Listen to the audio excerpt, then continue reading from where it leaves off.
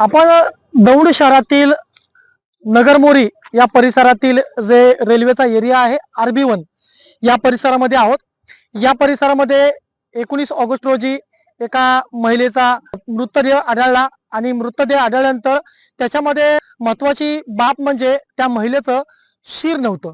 त्याच्यानंतर पोलिसांनी तपासाला वेग दिला आणि आरोपींचा शोध केला।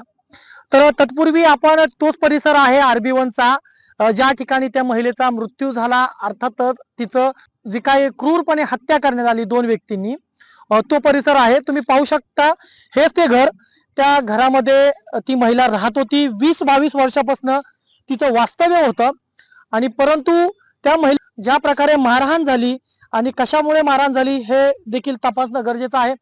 कारण त्या महिलेची जे घर होतं छोटंसं 20-22 वर्षापासून राहत होती आणि जो परिसर आहे RB1 चा रेल्वेचा एरिया आहे, अतिक्रमणचा आहे।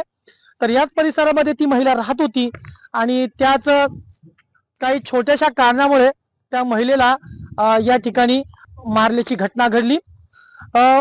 या घटनेमध्ये पोलिसांनी जो तपास आहे तो तपासाचा वेग जोरात सुरू केला आणि 2 आरोपींना अटक केलं।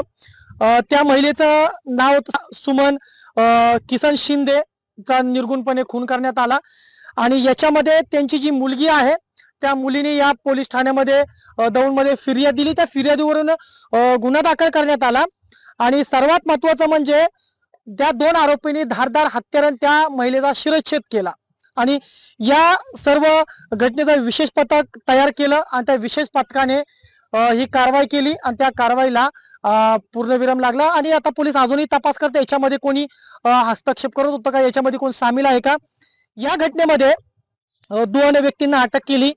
विकी उर्फ विक्रम अल्लाट तसेच प्रसाद चव्हाण यांना ताब्यात घेतलंय आणि या दोघांनी ज्या महिलेचा खून केला याची कबुली दिली।